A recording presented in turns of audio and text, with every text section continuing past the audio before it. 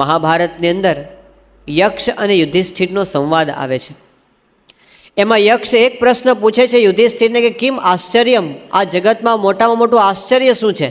આપણે કહીએ કે તાજમહાલ આશ્ચર્ય અને ચીનની દિવાલ આશ્ચર્ય અને હવે તો દિલ્હીનું અક્ષરધામ આશ્ચર્ય, આ બધા જગતના આશ્ચર્ય છે. પણ એવું હોય આશ્ચર્ય યુધિષ્ઠિરે બતાવ્યું નહીં. એમણે કીધું જગતનું મોટામાં મોટું આશ્ચર્ય તો એ છે કે આપણી નજર સામે રોજ હજારો ને લાખો માણસો આ પૃથ્વી ઉપરથી વિદાય લે છે. આપણે જોઈએ છીએ કેટલા બધાની અંતિમ સંસ્કાર વિધિમાં આપણે પોતે ગયા હશું, કેટલાકને આપણે પોતાના હાથે અગ્નિ સંસ્કાર કર્યો હશે. પરંતુ યુધિષ્ઠિર વાત કરે છે કે જે આપણે બધા બાકી રહ્યા છે એવું સમજીએ છીએ કે આપણે તો કોઈ દાડો મરવાનું જ નથી. આ મોટામાં મોટું આશ્ચર્ય છે. પ્રમુખ સ્વામી મહારાજ ઘણી વખત વાત કરે છે કે જ્યારે સ્મશાનની અંદર આ અંતિમ વિધિ ચાલતી હોય ત્યારે કેવી વાતો ચાલે કે હજી તો હું ગઈકાલે જ મગનભાઈને મળ્યો અને એટલી સારી તબિયત, વાતો કરતા હતા, કાંઈ હતું ને અમે ભેગા ચા પાણી પીધા ને અને આજે લો ઉપડી ગયા. આ દેહનો કાંઈ નિર્ધાર નથી, મરણાજરણા સંસાર છે, આપણે પણ એકવાર જતા રહેવાના. આને શું કહેવાય આવી બધી વાતોને? સ્મશાન વૈરાગ્ય. અને પછી સ્વામી કે ઘરે આવે અને નાહી ધોઈ અને બાદશાહી ચાનો 2 ડોઝ લગાવે અને બધું ભૂલી જાય. પછી તો એના જ જે મરી ગયો એના જ સગા સંબંધી પાછા હુંસાતુસી કરે કે આ મારી મિલકત ને આ તારી મિલકત, એ માટે પાછા લડવાનું શરૂ થઈ જાય. માણસ ભૂલી જાય છે કે એ બધું પોતાની સાથે લઈ ગયા નથી, તો એની મિલકતના ભાગ માટે ઝઘડા કરનારા આપણે ક્યાં બધું સાથે લઈ જવાના છે? પણ માણસ એ બધું ભૂલી જાય છે. એક વખત એક ગામને પાદર એક ફકીર હતા અને એ પોતે જ્યારે ત્યાં આગળ આવ્યા એટલે કોઈક માણસે બહારથી આવતો હતો નવો વટે માર્ગુ, અને પેલા ફકીરને એણે પ્રશ્ન પૂછ્યો કે આ ગામની વસ્તી કઈ બાજુ છે?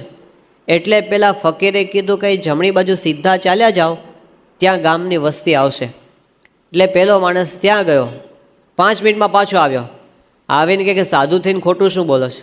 કે કેમ, મેં તમને મોકલ્યા ત્યાં જ છે ગામની વસ્તી. કે નથી ગામની વસ્તી, આ ગામની વસ્તી તો ડાબી બાજુ છે અને તમે મને જમણી બાજુ મોકલ્યો, ત્યાં તો સ્મશાન છે. એટલે પેલા મહાત્માએ કીધું કે હું સાચું કહું છું કે ખરેખરી વસ્તી તો એ બાજુ જ છે. આ ડાબી બાજુ જે બધા મકાન દેખાય છે અને સોસાયટીઝ દેખાય છે, આ તો એ લોકોનું ટેમ્પરરી રેસિડેન્ટ છે, પરમેનન્ટ તો પેલી બાજુ છે. આ થોડો સમય માટે 10, 15, 20 વર્ષ માટે છે, એ બધા અહીંયા આવવાના છે. આ બધા જેટલા છે ને એક પછી એક બધા અહીં ભેગા થવાના છે. અહીં તો થોડા દેખાય છે, આ બાજુ લાખો ભેગા થયા છે. સાયન્સ એવું કહે છે, વિજ્ઞાન એવું કહે છે કે તમે પૃથ્વી પર કોઈ પણ જગ્યાએ જઈને ઊભા રહો, કોઈ પણ જગ્યાએ તમારા પગ નીચે 10-10 માણસની લાશો દટાઈને પડીશ. આટલા માણસો આ પૃથ્વી ઉપરથી ગયા છે, પણ આપણને એ યાદ આવતું નથી. આ સંસાર નાશવંત છે, આ લોક છે એ જ નાશવંત છે, આ મૃત્યુ લોક છે, એની અંદર કોઈ અજર અમર નથી. ગુણાતીતાનંદ સ્વામી એમની વાતોમાં લખ્યું છે, સ્વામી કહે છે કે આપણે ખાઈએ છીએ ને રોજ, એમાં હેઠેના દાંત છે એ સાંબેલા છે અને ઉપરના ખાંડણિયા છે. હેઠેના સાંબેલા છે અને ઉપરના ખાંડણિયા છે.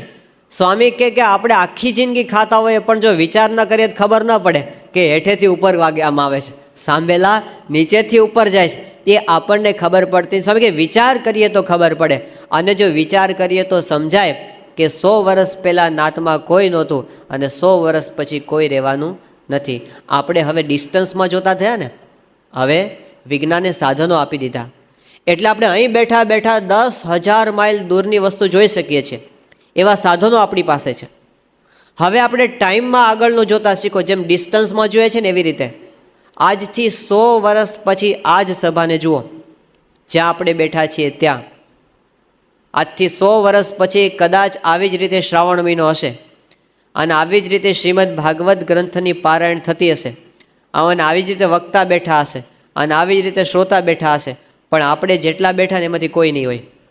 હકીકત છે ને, આપણે બધાએ એક વખત આ છોડીને જવા, આપણે 150 વર્ષનો માણસ હજી સુધી કોઈ પૃથ્વી પર જોયો નથી, તો એક વખત આ દેહ છોડીને જવાનો આવો જો વિચાર આવે ને, આ સાંખ્ય વિચાર છે, તો એનાથી આપણી વૃત્તિ પાછી વળે કે આપણે શેના માટે દોડીએ છીએ. જ્યાંથી અચાનક ઉચાળા ભરવા એને ઠેકાણે આપણે ઉદ્યમ કરવામાંથી નવરા પડતા નથી. તો આ પાછી વૃત્તિ પરીક્ષિતને વળી ગઈ. એને ખબર પડી કે હું જે કરું છું એ તો બધું થોડા સમય માટેનું છે, આ બધું કંઈ કાયમ માટે સાથે આવવાનું નથી. જેમ આપણે જનક રાજાની વાત સાંભળીએ છીએ, વ્યવહાર કરતા હતા, આપણી જેમ જ સંસારની અંદર હતા અને મોટું રાજ્ય કારભાર ચલાવતા હતા, પણ કેવી રીતે ચલાવતા હતા? વિદેહી બનીને. એને કંઈ બંધન જ નહોતું થતું. ત્યારે એક વખત બે બ્રાહ્મણો કાશીમાં વિદ્યાભ્યાસ કરી અને મિથિલા નગરી પાસેથી નીકળ્યા, ત્યારે એમણે વાત સાંભળી કે જનક રાજા છે તો વિદેહી કહેવાય છે.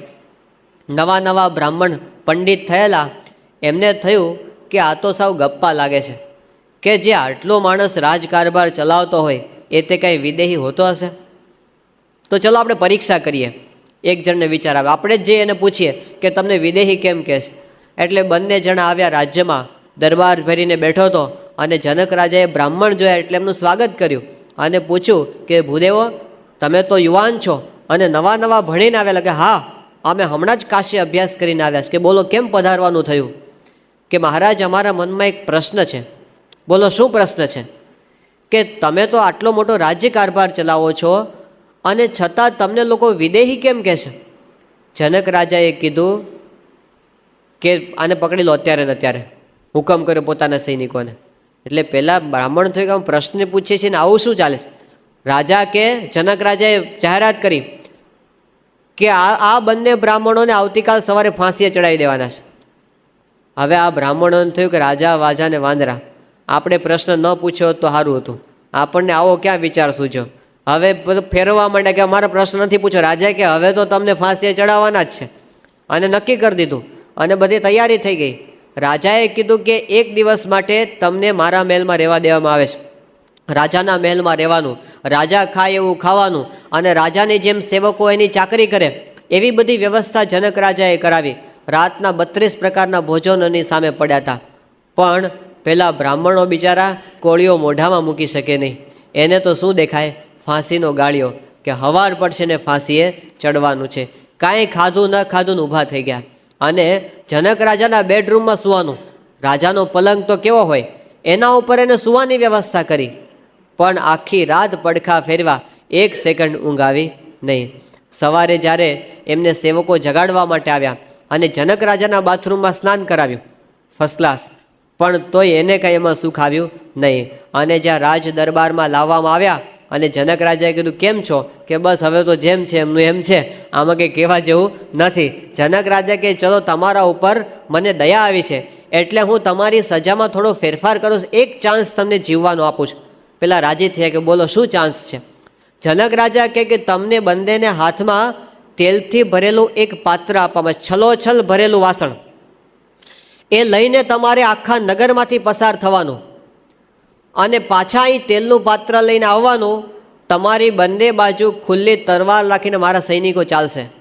જો તમારા પાત્રમાંથી એક ટીપું નીચે પડશે તો તમારું માથું ત્યાં કાપી નાખશે, અને જો એમને એમ તમે પાછા આવશો સાજા સારા ટીપું પાડ્યા વગર તો તમને છોડી દેવામાં આવશે. એટલે પેલા બ્રાહ્મણ થયું કે ચલો હવે થોડોક તો ચાન્સ જીવવાનો આપણને છે. અને જનક રાજાએ આ બાજુ રાજ્યમાં બધે હુકમ કરી દીધા કે અત્યારે આખી નગરીને શણગારો અને ગલીએ ગલીએ આ બ્રાહ્મણોનું સ્વાગત કરો તમે બેન્ડવાજાથી. આખી નગરી શણગારી અને બધે સ્વાગત. પણ પેલા લોકો સ્વાગત જોવા માટે જાય, એને તો ઓલું તેલ દેખાય ને તલવારની ધાર દેખાય, તેલ દેખાય ને તલવારની ધાર. આખું નગર ફરી અને બંનેએ એવો દાખલો કર્યો કે એમને પાછા આવી ગયા, તેલનું ટીપું પડવા દીધું નહીં. અને હાશ કરીને દરબારમાં પેલું તેલનું પાત્ર મૂક્યું. જનક રાજાએ કીધું કે કેમ, તમારો પ્રશ્નનો જવાબ મળી ગયો? બ્રાહ્મણો કે અમારે જવાબ જોતો જ નથી, તમે અમને છોડો એટલે બધું આવી ગયું. જનક કે આ તો મેં તમારા સવાલનો જવાબ આપ્યો હતો. પેલા કે આમાં શું જવાબ તમે આપ્યો? જનક રાજા કે હવે હું તમને પ્રશ્ન પૂછ્યો એનો જવાબ તમે આપો. કે ગઈકાલે રાત્રે તમે શું શું ખાધું તો જરા મેન્યુ બોલો તો. એ કે અમને કાંઈ ખબર નથી, ગઈકાલે રાત્રે ખાધું કે નથી ખાધું એ જ અમને ખબર નથી. જનક કે સારું, કાલ તો તમે મારા પલંગ ઉપર સૂતા હતા ને, ઊંઘ કેવી આવી હતી કહો? કે 1 સેકન્ડ અમને આંખ બંધ થઈ નથી. જનક કે હવે ત્રીજો પ્રશ્ન, આજે આખી નગરી તમારા માટે શણગારવામાં આવી હતી, તમે તો બહુ સાહિત્ય ભણીને આવ્યા છો ને, હવે નગરની કેવી શોભા હતી એનું થોડું વર્ણન કરો તમારા શબ્દોમાં. એ કે અમે એકેય શણગાર જોયો નથી, અમને તો તલવાર સિવાય બીજું કાંઈ દેખાતું નહોતું.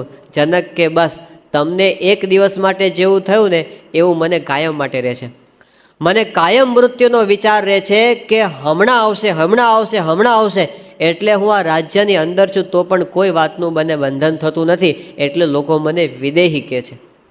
રાજ્યમાં રહેવા છતાં પણ વિદેહી રહેતા હતા, એટલે જનક રાજા સુખદેવજીના પણ ગુરુ બન્યા. આપણે જે ભૂલી જઈએ છીએ એ આપણે યાદ રાખવાનું છે. એટલે પરીક્ષિતને એ વસ્તુનું જ્ઞાન થઈ ગયું કે હવે તો મારું મૃત્યુ નક્કી છે, તો મારે એવું કંઈક કરવું કે જેનાથી મારો જન્મ છે એ સાર્થક થઈ જાય. એમને પૂછ્યું કે આ જીવનમાં એવું શું કરું જેનાથી સાર્થકતાની અનુભૂતિ થાય. આ પ્રશ્ન આપણા બધાનો છે કે જીવનમાં એવું શું કરીએ, જીવન જીવીએ છીએ તો ખરા, પણ ઊંડાણથી વિચાર કરો કે આપણા જીવનમાં ખરેખર આપણે સાર્થકતાની અનુભૂતિ કરીએ છીએ ખરા, કે પછી ખેંચવા ખાતર જીવન ખેંચી નાખીએ છીએ, પૂરું કરવા ખાતર પૂરું કરીએ છીએ.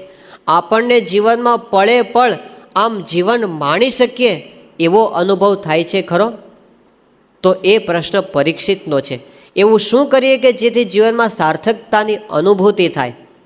ઇંગ્લેન્ડની અંદર માન્ચેસ્ટર નામનું એક શહેર, અને ત્યાં ગ્રોમોલિન નામનો એક માણસ એકવાર ડૉક્ટર પાસે પહોંચ્યો અને ડૉક્ટરને કીધું કે સાહેબ, મારા અંતરમાં અશાંતિ અશાંતિ ખાલીપો રહ્યા કરે છે, ક્યાંય સુખ આવતું નથી, શું પ્રોબ્લેમ છે મને ખબર નથી, પણ પ્રોબ્લેમ છે એ તો હકીકત છે, કંઈ મજા આવતી નથી.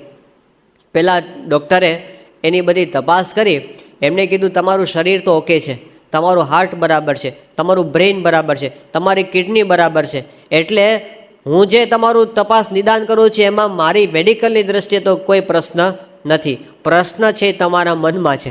એટલે હવે છે ને તમને હું એક સહેલો ઉપાય બતાવું, દવા બવા કાંઈ નહીં લેવાની, દવા વગર મટી જાવ. કે શું છે બોલો? આ મારું દવાખાનું છે ને એની સામે એક ગ્રાઉન્ડ છે, અને ગ્રાઉન્ડની અંદર હમણાં એક નવું સર્કસ આવ્યું છે, અને સર્કસની અંદર એક જોકર છે, અને જોકર જે એક્ટિંગ કરે છે, તમે એકવાર 10 રૂપિયાની ટિકિટ લઈને જોયા હો ત્યાં આગળ, અને તમે આમ હસે ને ઊંધા વળી જશો, અને તમારી બધી ઉદાસીનતા છે મટી જશે. એટલે એકવાર તમે જોકરને જોયો, તમારે બીજી કાંઈ દવાની જરૂર નથી. એટલે પેલો જે પેશન્ટ હતો એમણે કીધું સાહેબ તમને એક વાત કહું? કે હા કે ને શું છે? કે તમે જે જોકરની વાત કરો છો ને એ હું છું. આ હકીકત છે, બનેલો પ્રસંગ છે, આ વાર્તા નથી, બનેલો પ્રસંગ છે. ચાર્લી ચેપ્લિન પોતે એવું કહેતા હતા કે હું આખી દુનિયાને હસાવી શકું છું, પણ આખી દુનિયા ભેગી થઈને મને હસાવી શકે એમ નથી. અબ્રાહિમ લિંકન જેવો માણસ કે જે અમેરિકાના અત્યાર સુધીના પ્રેસિડેન્ટની અંદર ટોપ કેટેગરીની અંદર આવે, અને એ પોતે ઝૂંપડપટ્ટીમાંથી કામ કરતો નિષ્ફળતા પસાર કરતો છેલ્લે અમેરિકાનો પ્રેસિડેન્ટ બનેલો. એ અબ્રાહમ લિંકને પ્રેસિડેન્ટ બન્યા પછી કરેલી વાત. રાજો કહેવાય ને દુનિયાનો, અમેરિકાનો પ્રેસિડેન્ટ દુનિયાનો રાજા, કારણ કે અમેરિકાને છીક આવે તો આખી દુનિયા ન્યુમોનિયા થઈ જાય, એવી એની ઇકોનોમીની અસર આખી દુનિયા પર થાય છે. પણ એનો પ્રેસિડેન્ટ થયેલો એ પોતે વાત કરે છે, એમણે કીધું કે હું એટલો બધો દુઃખી છું કે મારું દુઃખ જો દુનિયામાં વેચી નાખે તો દુનિયાની આખી વસ્તી એ દુઃખી થઈ જાય, બધા દુઃખી થઈ જાય જો મારું દુઃખ બધાને વેચી દેવામાં આવે તો અમેરિકાના પ્રમુખ બન્યા પછી પણ જીવનમાં સાર્થકતાની અનુભૂતિ થતી નથી. તો પરીક્ષિતનો આ પ્રશ્ન આપણા બધાનો પ્રશ્ન, કેવું શું છે કે જીવનમાં સાર્થકતાની અનુભૂતિ થાય? અને એ જવાબ બધાને પૂછતા હતા. ઋષિમુનિઓ બધા ચિંતન કરતા હતા કે આને અમારે શું કહેવું? અને ત્યાં 16 વર્ષની અવસ્થાવાળા સુખદેવજી ત્યાં આગળ પધાર્યા. સુખદેવજીનું વર્ણન એ વખતે ભાગવતમાં કરવામાં આવ્યું છે કે પોતે અવધૂત અવસ્થાની અંદર છે, દિગંબર છે, આજાન બહુ છે, સુકુમાર મૂર્તિ છે, પરમ તેજસ્વી એવા જ્યારે સુખદેવજી પધાર્યા ત્યારે એને જોઈને બધા ઋષિમુનિઓ ઊભા થઈ ગયા. આપણી ભારતની પ્રણાલિકા છે કે ગુણસ્થાનમ પૂજા સ્થાનમ ગુણીષુ, ગુણાહા પૂજા સ્થાનમ ગુણીષુ ન ચ લિંગમ ન ચ વયઃ. આપણે ગુણોની પૂજા કરીએ છીએ, ભલે કદાચ નાની ઉંમરના હોય તો પણ એની અંદર વય જોવામાં આવતી નથી. સુખદેવજીની અવસ્થા નાની છે પણ એમનું જ્ઞાન છે એ મોટું છે. બધા ઋષિમુનિઓ ઊભા થયા, એમનું પ્રણામ કર્યા અને પાદ્ય આપ્યું, અર્ઘ્ય આપ્યું, આચમન કરાવ્યું અને આસન ઉપર એમને બેસાડ્યા અને એના ચરણોમાં બેસીને પરીક્ષિત રાજાએ સુખદેવજીને પ્રશ્ન આ જ પૂછ્યો કે જેનું મૃત્યુ નજીક હોય એવા માણસે એવું શું કરવું જોઈએ જેનાથી એના જીવનમાં સાર્થકતાની અનુભૂતિ થાય? અને એના જવાબની અંદર સુખદેવજીએ પહેલું જ વાક્ય કીધું કે જન્મ લાભ પરઃ પુંસામ અંતે નારાયણ સ્મૃતિ. આપણે જે જન્મ ધારણ કર્યો છે એનો સૌથી મોટો લાભ કોઈ હોય તો એ શું છે? ભગવાનનું સ્મરણ આપણે કરીએ તે. ભગવાનનું જેટલું અનુસંધાન આપણે મનથી કરી શકીએ એટલી જીવનની અંદર સાર્થકતાની અનુભૂતિ આપણને થાય. આ પહેલો જવાબ સુખદેવજી આપ્યો અને પછી આખા ભાગવતની અંદર એ ભગવાનના સંબંધનો વિસ્તાર કર્યો છે. સુખદેવજી પરીક્ષિતને કહે છે કે તારી પાસે તો હજી 7 દિવસ છે ને, તું ચિંતા ન કર, તારું કલ્યાણ હું કરી નાખીશ. કારણ કે ખટવાંગ રાજાને તો ખાલી 6 જ ઘડી બાકી હતી અને એ વખતે એને ખબર પડી કે મારે મૃત્યુ આડે આટલું સમય બાકી છે અને પોતે ભગવાનની અંદર જોડાઈ ગયા અને ખટવાંગ રાજાનું 6 ઘડીમાં કલ્યાણ થયું. તો તારા માટે તો ઘણો બધો સમય બાકી છે, હું તારું કલ્યાણ કરીશ. સમર્થ સંત મળે ત્યારે કલ્યાણ પછી કંઈ છેટું રહેતું નથી. તો ભગવાનનો સંબંધ રહે એની વાત અહીં આગળ સમજાવવામાં આવી અને એ સમજાવવા માટે ભાગવત પોતે આપણને કહે છે કે ભગવાનની નજીક આપણે જવું હોય તો એના માટેનું સાધન છે ભક્તિ. શ્રીમદ ભાગવતમાં સુખદેવજીની કથા આવે છે કે સુખદેવજી કઈ રીતે આ સ્થિતિ સુધી પહોંચ્યા હતા. તો એક વખત શિવજી પોતે પાર્વતીની સાથે બેઠા હતા અને એ વખતે પાર્વતીએ જોયું કે શિવજીના ગળાની અંદર ખોપરીઓની માળા છે બધી. એટલે પાર્વતીજીએ શિવજીને પ્રશ્ન પૂછ્યો કે તમારા કંઠની અંદર આ બધી ખોપરીઓ છે, આટલી બધી, એ કોની ખોપરીઓ છે? એટલે શિવજીએ કીધું કે દેવી એ તો બધી તમારી ખોપરીઓ છે. મારી? કે હા, જ્યારે જ્યારે તમારો દેહ પડે છે ત્યારે ત્યારે તમારી સ્મૃતિની અંદર તે ખોપરી હું ગળામાં ધારણ કરું છું. અત્યાર સુધીમાં તમારા આટલા બધા જન્મ થઈ ગયા છે, આ બધી ખોપરીઓની માળા મેં પહેરી છે. ત્યારે પાર્વતીએ પ્રશ્ન પૂછ્યો કે મારા આટલા બધા જન્મ થઈ ગયા અને તમારા કેમ ન થયા? તમે કેમ એના એ છો? એટલે શિવજીએ જવાબ આપ્યો પાર્વતીજીને કે હું તો આત્મતત્વના જ્ઞાનને પામેલું છું એટલે મારે જન્મ અને મૃત્યુ રહ્યા નથી. તમે હજી એ જ્ઞાનને પ્રાપ્ત નથી કર્યું એટલે તમારે જન્મવું પડે છે અને ફરીવાર મરવું પડે છે, એ તમારે બાકી છે. ત્યારે પાર્વતીજીએ કીધું કે એ જ્ઞાન મને ના આપો તમે. ત્યારે શિવજીએ કીધું કે હું તને આપું જ્ઞાન.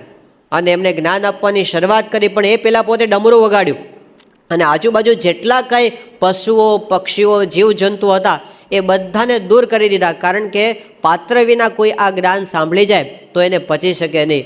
એમણે બધા જ પશુ પક્ષીઓને ત્યાંથી ઉડાડી દીધા. પણ એક તાજું જન્મેલું પોપટનું બચ્ચું એ નજીકના ઝાડ ઉપર હતું. એને હજી પાંખો નહોતી ફૂટી એટલે ઉડી શક્યું નહીં. એ ત્યાં ને ત્યાં બેસી રહ્યું. શિવજીને એમ કે બધા ઉડી ગયા છે અને એણે પાર્વતીજીને જ્ઞાન કહેવાની શરૂઆત કરી. હવે આ જ્ઞાનની વાતો તો એવી છે કે સાંભળી અને ઝોકા ચડે, સાંભળી અને ઝોકા ચડે. એટલે પાર્વતીજી થોડીક વાર થઈને ઊંઘમાં ચડી ગયા.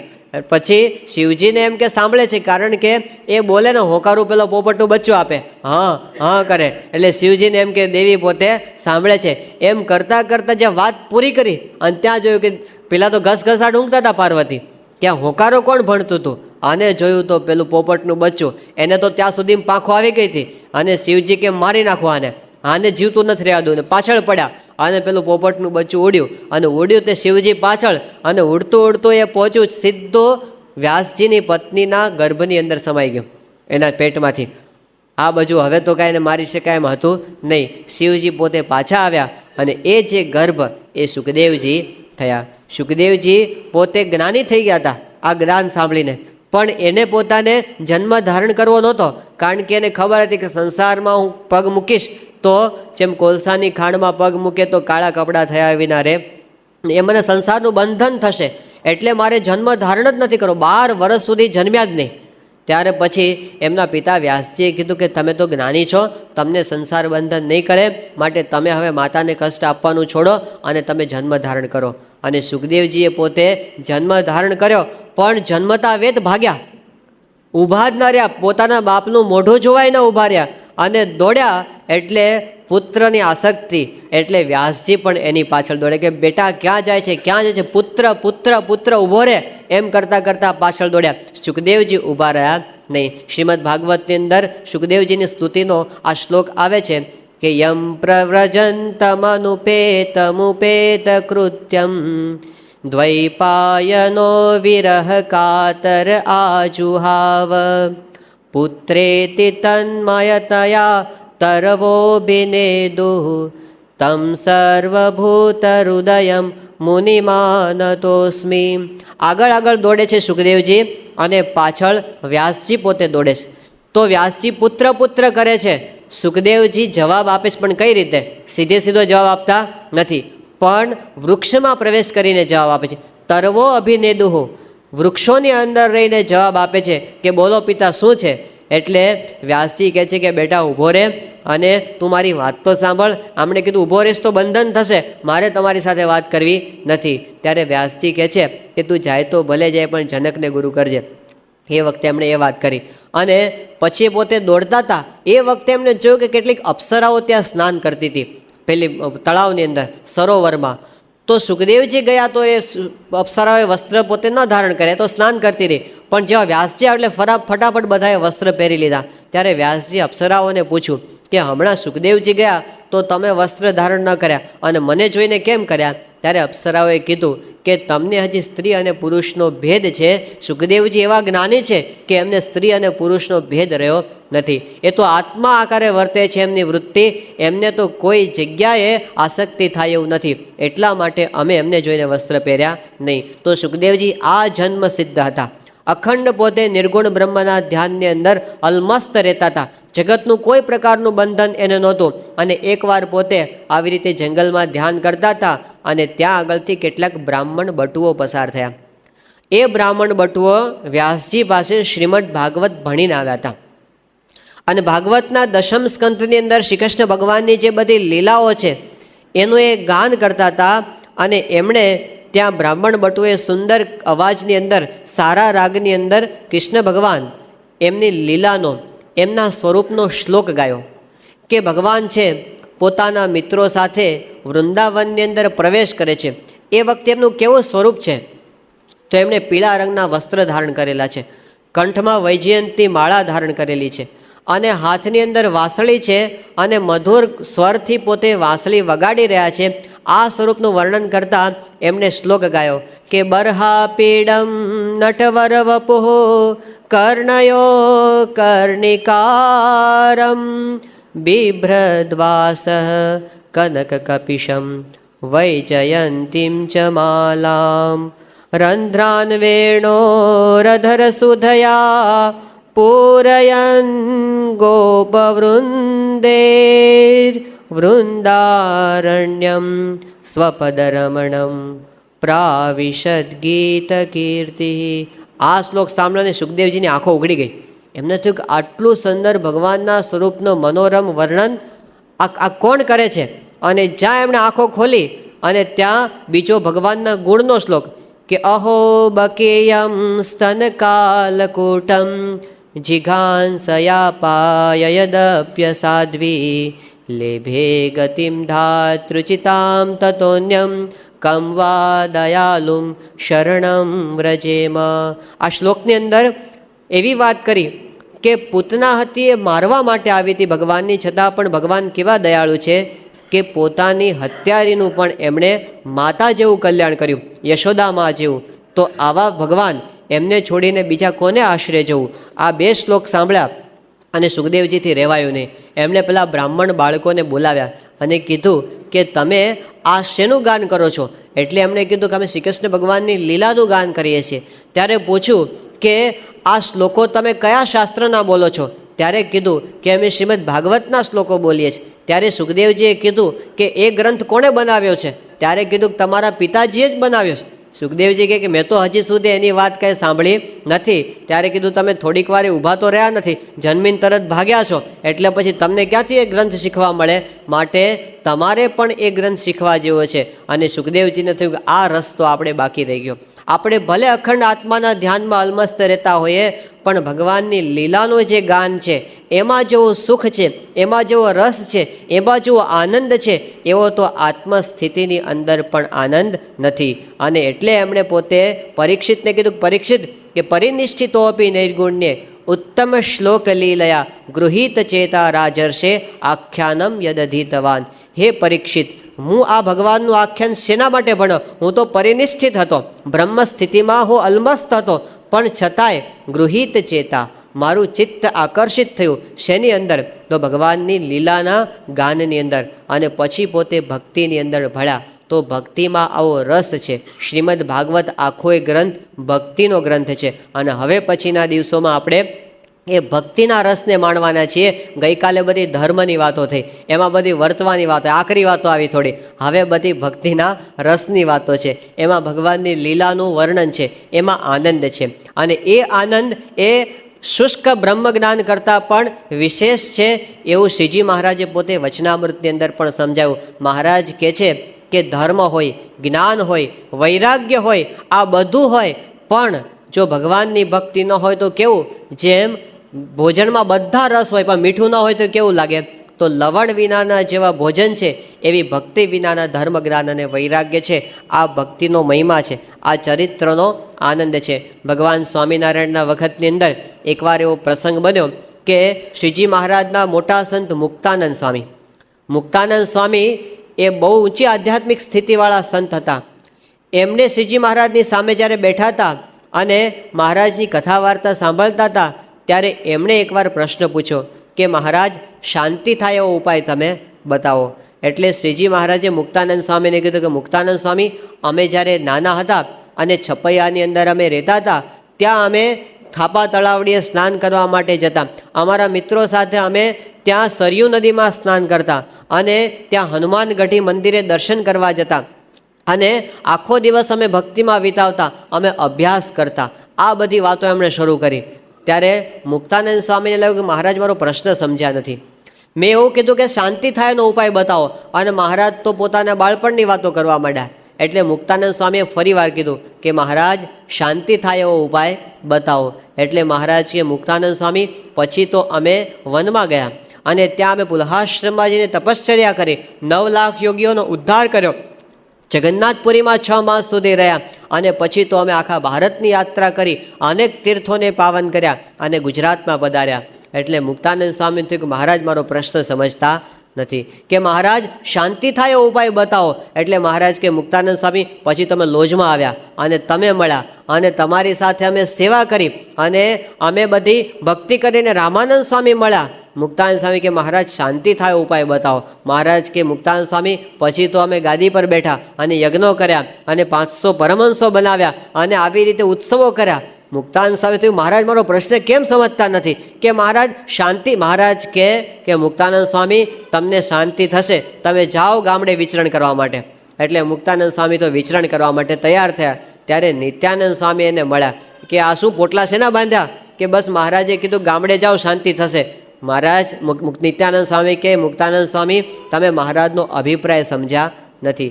મહારાજ એમ કહેતા હતા કે આ બધા અમારા ચરિત્રો છે, એ તમે સાંભળો, એનું ગાન કરો, એનું ચિંતવન કરો, એમાં જ શાંતિ છે. એના જેવો બીજો શાંતિનો કોઈ મોટો ઉપાય નથી.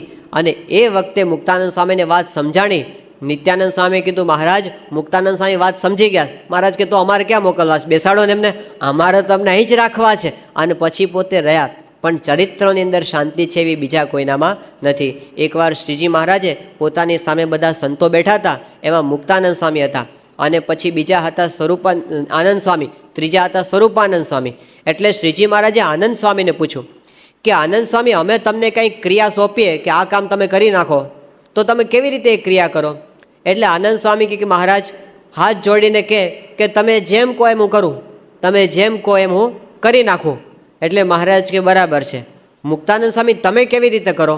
એટલે મુક્તાનંદ સ્વામી કે મહારાજ, તમે કોઈ પ્રવૃત્તિ મને સોંપો તો મારા અંતરમાં ભગવાનની સામે અખંડ મારી વૃત્તિ હોય. મારે પ્રવૃત્તિ કરવા માટે વૃત્તિ અંતરમાંથી એક વેત જેટલી બહાર કાઢવી પડે, પછી ક્રિયા થાય.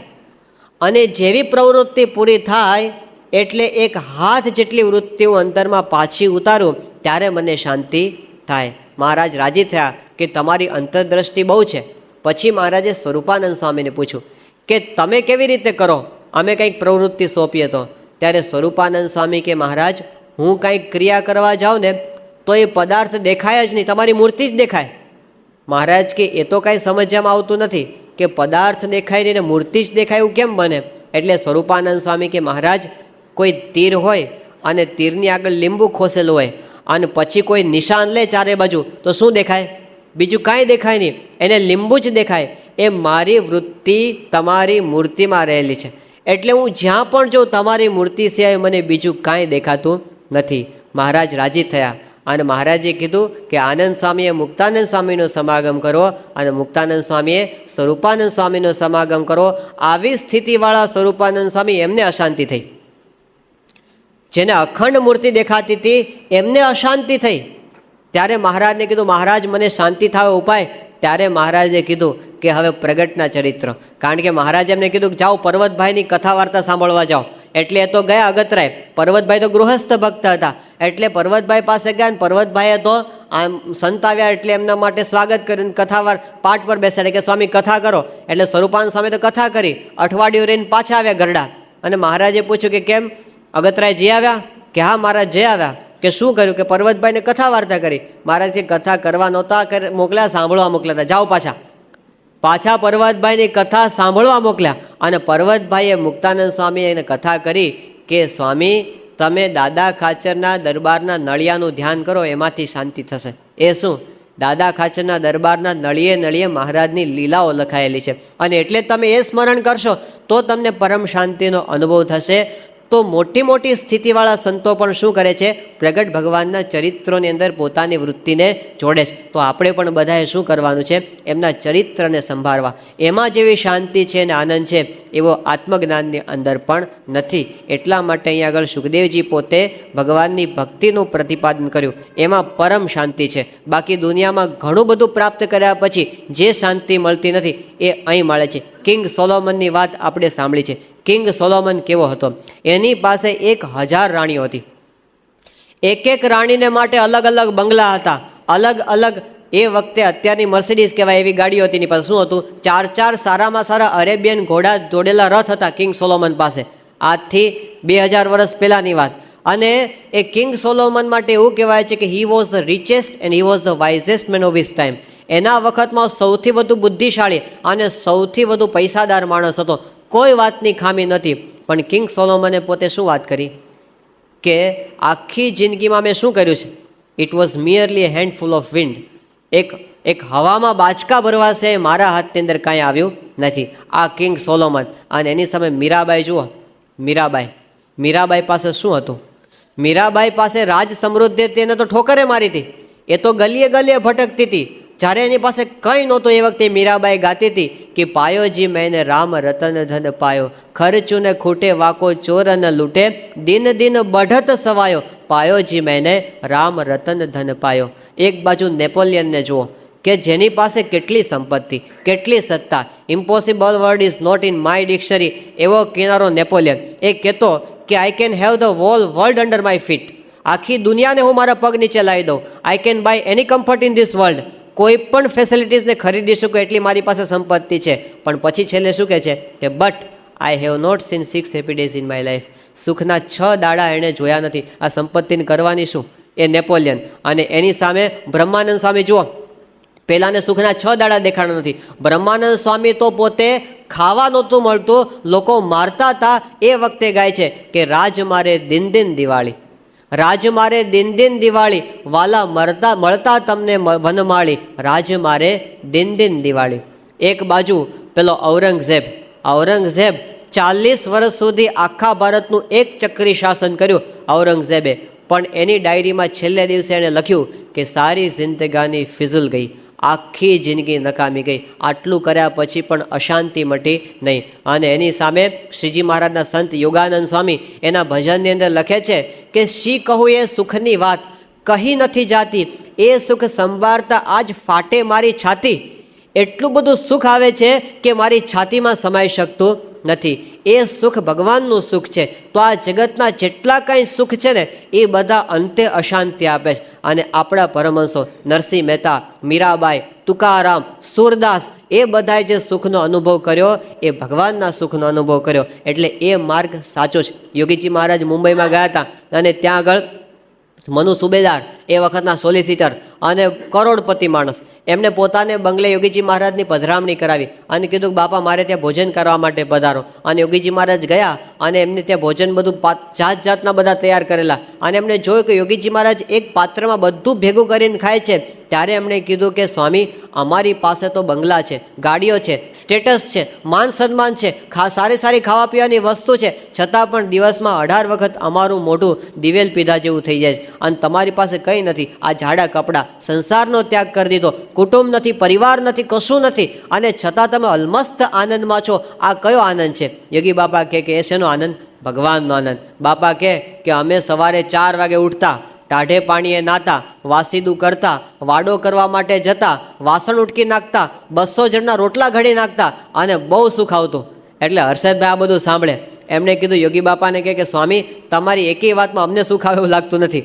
કારણ કે સવારે 4 વાગે ઉઠવું, ટાઢે પાણીએ નાહવું, આ વાડા કરવા, અમને કોઈ એમ કે અમે તો આમ ચોપાટી ઉપર જાતા અને આમ બધું ખાતા, આઈસ્ક્રીમ ખાતા, અને એમાં સુખ આવે તો મનાય, એમાં બધા આમાં ક્યાં સુખ આવ્યું છે? યોગી બાપા કે ગુરુ, આ તો ભગવાનની મૂર્તિનો આનંદ છે. એ આનંદ કંઈક જુદો છે. અક્ષરધામનું ઉદ્ઘાટન ગાંધીનગર થયું 1992ની સાલમાં. એની અંદર આપણે શો જોઈએ, સચ્ચિદાનંદ શો જોઈએ છે. એ જે મલ્ટીમીડિયા શો છે એના ડાયરેક્ટર પ્રોફેસર ફ્રિચ ચેક દેશના વતની છે. તો એમણે પોતાના અનુભવની વાત કરેલી. એ જ્યારે શો પૂરો થયો ત્યારે એમણે કીધું કે મેં ઘણા બધા શો દુનિયાની અંદર આવા બધા કરેલા છે, અને દુનિયાના ઘણા બધા પ્રેસિડેન્ટ્સ અને પ્રાઇમ મિનિસ્ટર્સને હું મળેલો છું. મારો અનુભવ બહુ વિશાળ છે. મોટા મોટા માણસોના જીવન વિશે મેં આવા શો બનાવેલા છે. પછી એમણે વાત કરી કે મારો અનુભવ એવો છે કે કોઈ પણ વ્યક્તિના જીવન વિશે જ્યારે ફોટોગ્રાફિક રિપ્રેઝન્ટેશન કરવાનું હોય ત્યારે જેટલા ફોટોગ્રાફ્સ મેં લીધા હોય એમાંથી 60 to 70% ફોટોગ્રાફ્સ હું કેન્સલ કરી નાખું, કાઢી નાખું. કારણ કે મારે જેવો જોયો પોઝ એમાંથી મને મળે નહીં. માણસના અંતરના ભાવ એના ચહેરા પર આવતા હોય છે. એટલે કે કોઈકમાં ઉદાસીનતા દેખાય, ક્યાંક હતાશા દેખાય, ક્યાંક નિરાશા દેખાય, હું કાઢી નાખું. 30% ફોટોગ્રાફ્સ હું એમાંથી પસંદ કરું. પણ અહીં અક્ષરધામની અંદર મેં સચ્ચિદાનંદ શો કર્યા, મને જુદો અનુભવ થયો. આ શો માટે મેં પ્રમુખ સ્વામી મહારાજના 600 ફોટોગ્રાફ્સ લીધા, એક પણ ફોટોગ્રાફ હું કેન્સલ કરી શક્યો નથી. એમણે કીધું કે તમે અડધી રાત્રે એ પુરુષને જુઓ તો પણ એવો જ દિવ્ય આનંદ, એવો જ દિવ્ય આનંદ. એ શાનો આનંદ છે? એ ભગવાનનો આનંદ. આપણા આનંદમાં ઓટ આવી જાય, એમનો આનંદ ક્યારેય ઓછો થતો નથી. તો સંત એવો આનંદ ભોગવે છે. એટલા માટે મુક્તાનંદ સ્વામીએ કીધું કે સંત સુખી સંસાર મેં, રાજા ભી દુખિયા, રંક ભી દુખિયા, ધનપતિ દુખિત વિકાર મેં. અને પછી છેલ્લે કીધું કે વિના વિવેક ભેખ સબ દુખિયા. ભલે સાધુ થયા હોય, વિના વિવેક ભેખ સબ દુખિયા. તો સંત સુખી સંસાર મેં. સાચા સંત છે એ જગતમાં સુખ છે ને બધાને સુખની લાણી કરે છે. તો સુખદેવજી એવા સંત હતા કે જેના અંતરમાં એવું સુખ હતું, એટલા માટે એ સુખની લાણી કરી એમણે. અને એ ભક્તિની અંદર એમણે સૌથી પહેલી વસ્તુ કઈ બતાવી છે પરીક્ષિતને? કે ભગવાનનો અનન્ય આશરો કરવો. શ્રીમદ ભાગવતના 2ય સ્કંધની અંદર આખા ગ્રંથની ઇન્ડેક્સ એક શ્લોકમાં આપવામાં આવી છે. એક જ શ્લોકમાં એમાં કીધું છે કે ભાગવતની અંદર 10 વિષયોનું વર્ણન કરવામાં આવ્યું છે. એ 10 વિષયો કયા છે? કે અત્ર સર્ગો વિસર્ગશ્ચ સ્થાનમ પોષણમ ઉતયઃ, અત્ર સર્ગો વિસર્ગશ્ચ સ્થાનમ પોષણમ ઉતયઃ, મન્વંતરમ ઈશાનું કથા નિરોધો મુક્તિ આશ્રય. 10 વિષયો બતાવ્યા. અને પછી કીધું કે આ 10 વિષયમાં છેલ્લો વિષય કયો છે? આશ્રય. ભગવાનનો આશ્રય કરવો એ છેલ્લો વિષય છે. એમ કરીને પછી કહે છે કે દશમસ્ય વિશુદ્ધ્યર્થમ નવાનામ ઇહ લક્ષણમ. આ 10મું જે લક્ષણ છે એની વિશુદ્ધિ માટે આગળ 9નું વર્ણન કરવામાં આવ્યું છે. પણ ધ્યેય શું છે? ભગવાનનો આશરો કરવો. તે અનન્ય ભાવે ભગવાનની શરણાગતિ સ્વીકારવી આ શ્રીમદ ભાગવતનો પ્રતિપાદ્ય વિષય છે. એ 2ય સ્કંધની અંદર બતાવવામાં આવ્યો છે. તો દશમસ્ય વિશુદ્ધ્યર્થમ નવાનામ ઇહ લક્ષણમ. અને એ દોરો આપણને ભાગવતમાં છેક સુધી જોવા મળે છે. મીરાબાઈએ પોતાના એક ભજનની અંદર વાત કરી છે કે હરિ મિલન સે કઠિન હે મીરા અપના સદગુરુ પાના.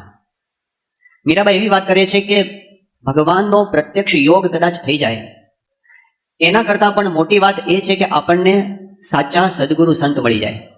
હરિ મિલન સે કઠિન હે મીરા અપના સદગુરુ પાના, હરિ કરુણા સે ખુલે જો નૈના તો મેં ગુરુ પહેચાના.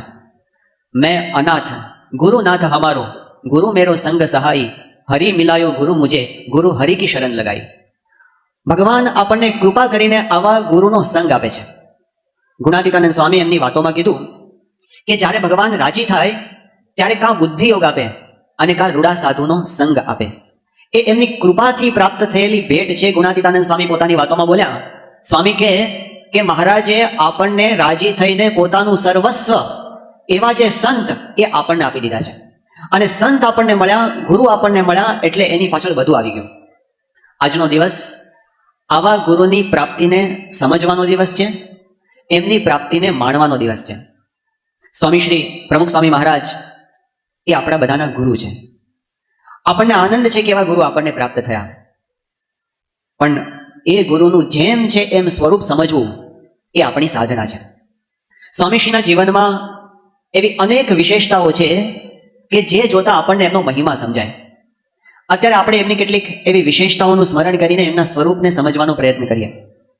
સૌથી પહેલી વિશેષતા, જે કોઈ પણ વ્યક્તિ જો સ્વામીશ્રી સામુ જુએ તો એ નાસ્તિક હોય તો પણ એનું હૃદય સ્વીકારે એવી બાબત એ છે કે આ પુરુષે આ પૃથ્વી ઉપર અજોડ કાર્યો કર્યા છે, અદ્વિતીય કાર્યો કર્યા છે. એમની સિદ્ધિઓ સામે જ્યારે જોઈએ, ડોક્ટર કુરિયન સાહેબ એ પોતે ઘણી વખત કહે છે કે મને એક વસ્તુ બરાબર સમજાય છે કે પ્રમુખ સ્વામી મહારાજની સિદ્ધિઓ સામે જ્યારે જોઉં છું ત્યારે મેં મારા જીવનમાં જેટલી કાંઈ સિદ્ધિઓ પ્રાપ્ત કરી છે એ બધી મને પાંગળી જણાય છે.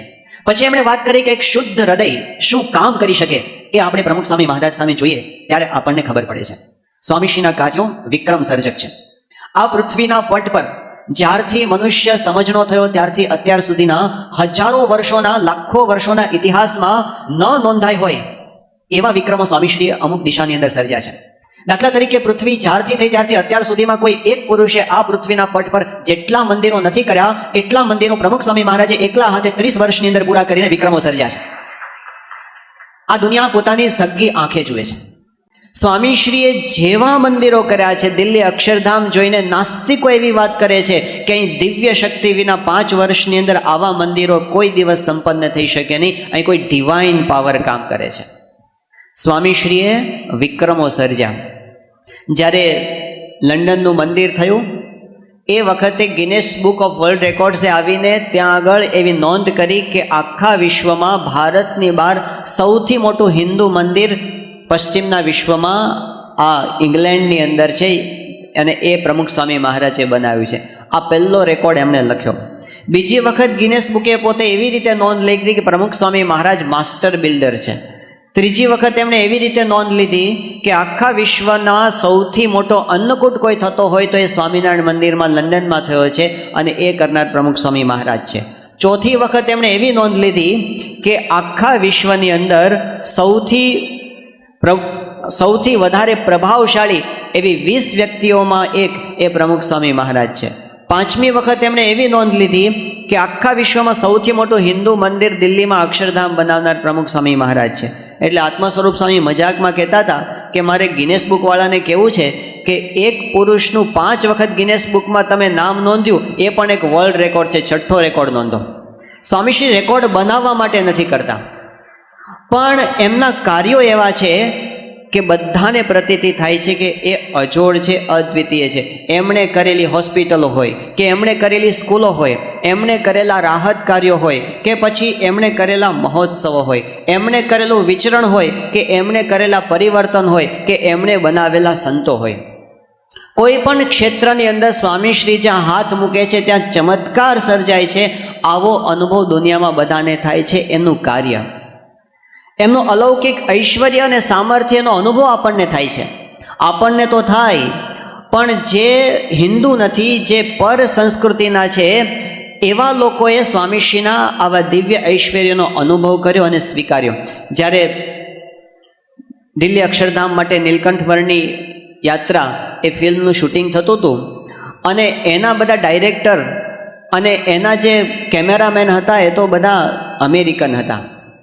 પણ એમને અનુભવ થયો કે જ્યારે એમના શૂટિંગની અંદર પ્રાકૃતિક પ્રશ્નો આવીને ઊભા રહ્યા અને જ્યારે એમણે પ્રમુખ સ્વામી મહારાજ પાસે પોતાના પ્રશ્નોની રજૂઆત કરી અને જ્યારે પ્રમુખ સ્વામી મહારાજે પ્રાર્થના કરીને આશીર્વાદ આપ્યા ત્યારે ચમત્કારિક રીતે પ્રાકૃતિક પરિવર્તનો થઈ ગયા. અને એટલે એવું કહેતા હતા કે નેચર ડિપાર્ટમેન્ટ એ પ્રમુખ સ્વામી મહારાજના હાથની અંદર છે. આવું ધોળિયાઓ સ્વીકારતા થયા. અનેક હરિભક્તોને એવા અનુભવ છે કે દીકરા ન હોય ને સ્વામીશ્રીના આશીર્વાદથી દીકરા થયા હોય, આર્થિક પ્રશ્ન હોય બાપાના આશીર્વાદથી એમાં ઉકેલ મળી ગયો હોય, એમની પ્રાર્થનાથી અશક્ય કાર્ય સિદ્ધ થતા હોય, અસાધ્ય રોગો મટી ગયા હોય, આવા અનુભવ થયા છે. ઘણાએ એવા અનુભવ થયા છે દિવ્ય સ્વરૂપે દર્શન. સ્વામીશ્રી પોતે કોઈ બીજા સ્થાનની અંદર હોય અને અન્ય સ્થાનની અંદર પોતે હરિભક્તોને દર્શન આપ્યા હોય, એમની રક્ષા કરી હોય, એમના સંકલ્પો પૂરા કર્યા હોય, આવા અનેક ઐશ્વર્ય અને સામર્થ્યના પ્રસંગો પણ આપણે જાણ્યા છે.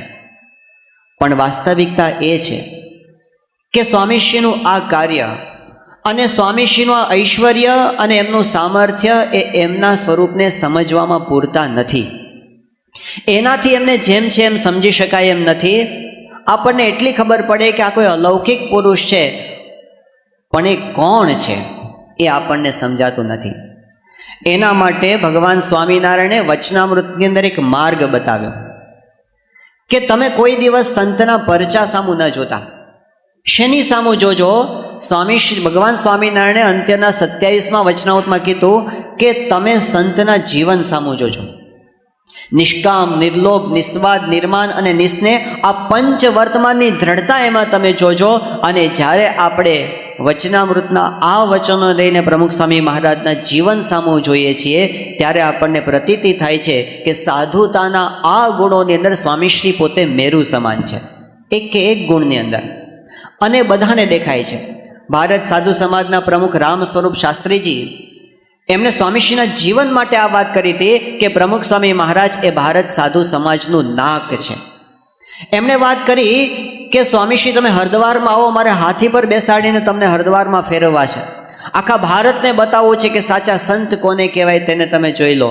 અને છેલ્લે એમણે એક અદ્ભુત વાત કરી. એ બોલ્યા કે હમ તો કેવલ વક્તવ્ય વાલે હૈ, કર્તવ્ય વાલે તો પ્રમુખ સ્વામી મહારાજ હૈ. શાસ્ત્રોની વાત કરવી એ અલગ બાબત છે, અને એ શાસ્ત્ર પ્રમાણે જીવનમાં આચરણ કરવું એ જુદી બાબત છે. સ્વામીશ્રી કેવળ વાતો નથી કરતા, એ વાતો કરતા અનેક ગણું પોતાના આચરણમાં મૂકે છે. એ બધાને અનુભવ થાય છે. હરિનારાયણાનંદ સ્વામી ભારત સાધુ સમાજના મહામંત્રી, એમણે સ્વામીશ્રીનું જીવન જોયું, એમના સદગુણ જોયા, અને પોતે બોલી ગયા કે પ્રમુખ સ્વામી મહારાજ જૈસે નિર્માની સંત मैंने अपनी जिंदगी में कहीं भी और कभी भी नहीं देखे. સ્વામીશ્રીના જીવનમાં આપણે જોયું છે, જેમ જેમ એની નજીક રહેતા ગયા તેમ તેમ આપણે જોયું છે કે એમના હૃદયની અંદર કોઈના પ્રત્યે રાગ નથી કે દ્વેષ નથી. એમને આ દુનિયાના કોઈ પદાર્થની આસક્તિ નથી.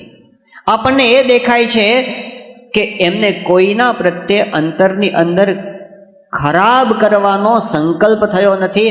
એમના દુશ્મન હોય, જેણે આખી જિંદગી સારી પેઠે એમનો દ્રોહ કર્યો હોય, જાણી જોઈને દ્રોહ કર્યો હોય, એ જ મિશન લઈને બેઠા હોય, છતાં પણ પ્રમુખ સ્વામી મહારાજના અંતરમાં એકાંતમાં કે સ્વપ્નમાં પણ એમને એવો સંકલ્પ થયો નથી કે એમનું અહિત થાય. એક જ વિચાર રહ્યો છે કે એમનું સારું કેમ થાય. ખાલી સંકલ્પ થયો છે એવું નહીં, સ્વામીશ્રીએ પોઝિટિવ પ્રયત્નો કર્યા છે.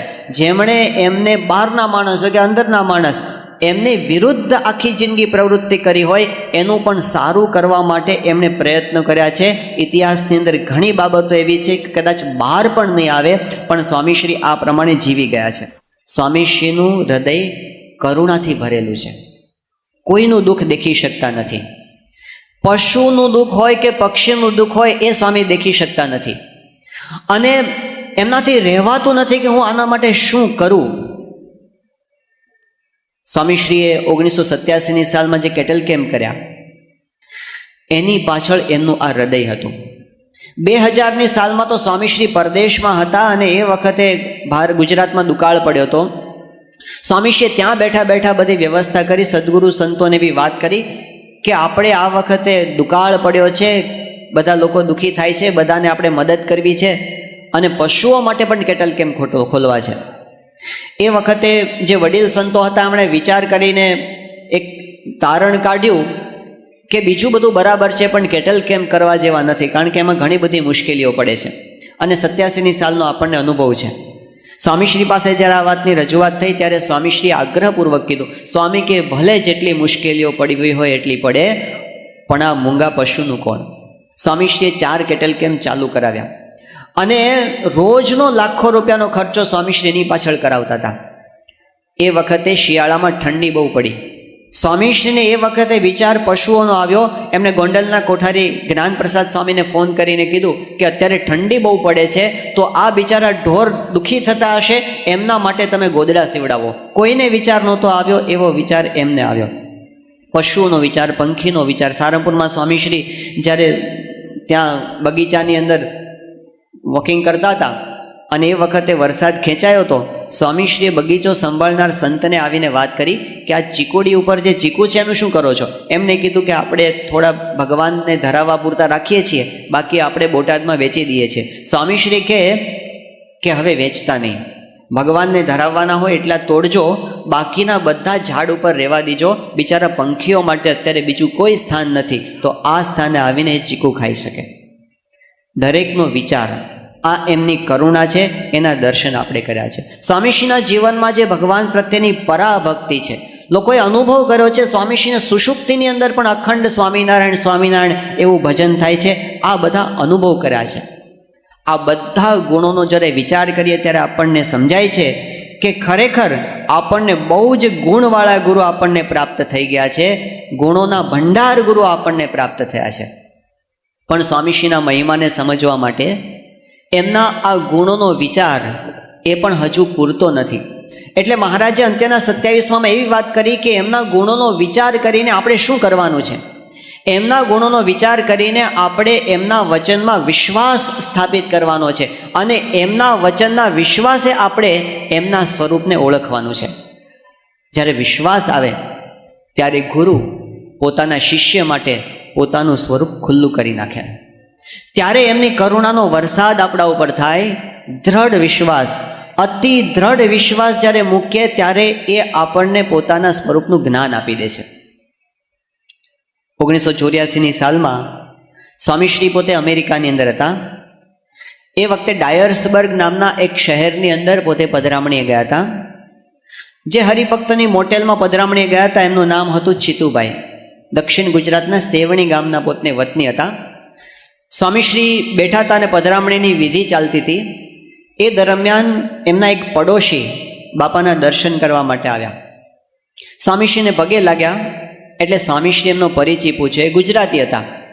એમણે બાપા પાસે પોતાનો પરિચય રજૂ કરતા વાત કરી કે સ્વામી, મારું નામ ઇન્દ્રસિંહ છે અને હું ગુજરાતની અંદર લીમડી ગામનો વતની છું અને 6 મહિના પહેલાં જ હું અમેરિકા આવ્યો છું.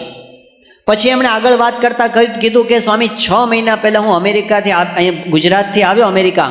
એ પહેલાં ગુજરાતના બધા તીર્થ સ્થાનોમાં દર્શન કરવા ગયો હતો. સોમનાથ ગયો હતો, દ્વારકા ગયો હતો, આ બધા સ્થાનોમાં દર્શન કરવા ગયો હતો. એ વખતે તમારા સંપ્રદાયનું સ્થાન જે છે ગોંડલ, ત્યાં પણ મેં દર્શન કર્યા છે અને ગોંડલ અક્ષરદેરીના દર્શન પણ મેં કરેલા છે. સ્વામીશ્રી અક્ષરદેરીનું નામ સાંભળ્યું એટલે એકદમ ભાવમાં આવી ગયા અને સ્વામી અચાનક બોલી ગયા. સ્વામીશ્રી કે ઇન્દ્રસિંહ, તમે જે અક્ષરદેરીના દર્શન કરીને આવ્યા ને, એ જ અક્ષર, એ જ ગુણાતીતાનંદ સ્વામી અત્યારે તમારી સાથે વાતો કરે છે.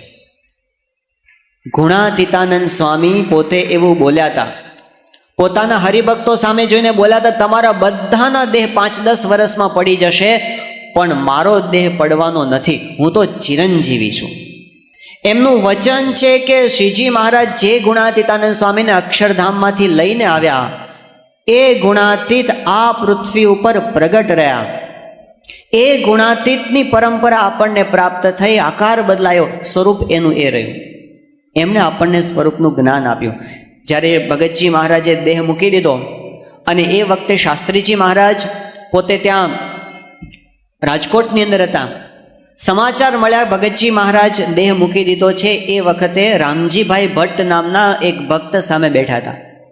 એમણે એ વખતે વસવસો વ્યક્ત કરતા વાત કરી કે ભગતજી મહારાજ આ પૃથ્વી ઉપરથી ગયા એટલે પૃથ્વી પરનું મંગલ ગયું. ભગતજી તો પૃથ્વી ઉપર મંગલ હતા. શાસ્ત્રીજી મહારાજ આ વાત સાંભળીને તરત બોલ્યા કે સત્પુરુષ ક્યારેય પૃથ્વી પરથી જતા જ નથી. ગુણાતીતાનંદ સ્વામી, ભગતજી મહારાજ, શાસ્ત્રીજી મહારાજ, યોગીજી મહારાજ ક્યારેય પૃથ્વી પરથી જતા નથી. 1995ની સાલમાં જ્યારે મુંબઈમાં પ્રમુખ સ્વામી મહારાજનો અમૃત મહોત્સવ ઉજવાયો, એ વખતે મંચ ઉપરથી બધા હરિભક્તો અને સંતો પોતાના અનુભવના પ્રસંગો કહેતા હતા. એ વખતે હર્ષદભાઈ ચાવડાએ પોતાનો અનુભવનો પ્રસંગ કીધો કે જ્યારે યોગીજી મહારાજે અંતિમ બીમારી ગ્રહણ કરી હતી એ વખતે ગોંડલની અંદર આ હર્ષદભાઈ ચાવડા પોતે સેવામાં હતા મંદિરમાં. એમણે ભક્તિભાવપૂર્વક સંકલ્પ કર્યો કે યોગીજી મહારાજની તબિયત સારી ન થાય ત્યાં સુધી મિષ્ટાન્ન ગ્રહણ કરવું નહીં. હવે બન્યું એવું કે યોગીજી મહારાજને તો ત્યાંથી મુંબઈ લઈ જવામાં આવ્યા અને મુંબઈમાં એમણે દેહ છોડી દીધો. યોગીજી મહારાજની ઉત્તર ક્રિયા પછી જે વખતે ત્યાં પારાયણ ચાલતી હતી એ પારાયણ દરમિયાન એક દિવસ હરિભક્તોની પંગત બેઠી હતી અને પ્રમુખ સ્વામી મહારાજ બધા હરિભક્તોને પીરસાવતા હતા. એ વખતે એમણે જોયું કે હર્ષદભાઈની થાળીની અંદર મીઠાઈ નહોતી. સ્વામીશ્રીએ હર્ષદભાઈને કીધું કે હર્ષદ, કેમ ત્યાં મીઠાઈ નથી લીધી? હર્ષદભાઈએ વાત કરી કે બાપા, મેં એવો નિયમ લીધો હતો કે યોગીજી મહારાજ સાજા ન થાય ત્યાં સુધી મિષ્ટાન જમવું નહીં, અને યોગીજી મહારાજ તો હવે ધામમાં પધાર્યા. આવી વાત એમણે ઉદાસીનતા સાથે કરી. એ વખતે સ્વામીશ્રીએ એકદમ ભાવમાં આવીને કીધું કે હર્ષદ, શું તું એમ માને છે કે યોગીજી મહારાજ આ પૃથ્વી પરથી જતા રહ્યા? સત્પુરુષ ક્યારેય પૃથ્વી પરથી જતા જ નથી. એમ કરીને સ્વામીએ પોતાના હાથે એને મીઠાઈ જમાડી.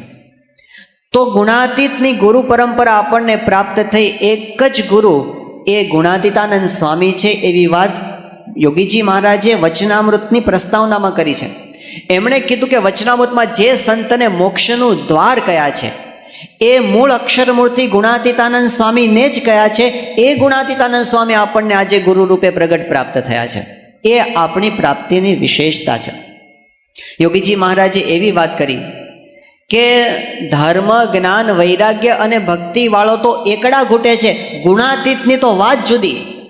સદગુણવાળા સંતો પણ દુનિયામાં હજારો કદાચ મળી જાય, પણ એ ગુણોથી પર ગુણાતીત એવા સત્પુરુષ, અનાદિ ગુણાતીત, એ ગુણાતીતાનંદ સ્વામી છે અને એ આપણને પ્રાપ્ત થયા.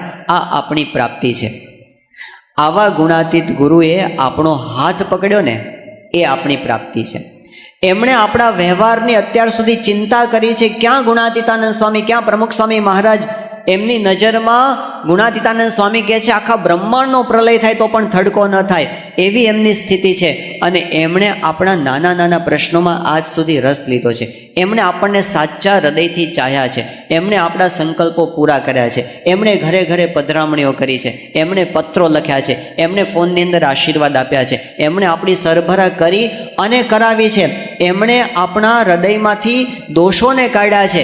એમણે આપણા અંતરનું પરિવર્તન કર્યું છે. એમણે આપણને આવા મંદિરો આપ્યા, આપણા માટે આવા સંતો આપ્યા છે.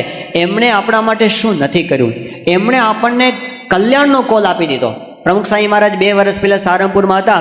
હરિજયંતિનો ઉત્સવ ચાલતો હતો અને એમાં આશીર્વાદ આપતા સ્વામીશ્રીએ કીધું આપણને આવા ગુરુ મળ્યા છે, આપણને અક્ષર પુરુષોત્તમનું સાચું જ્ઞાન થયું છે.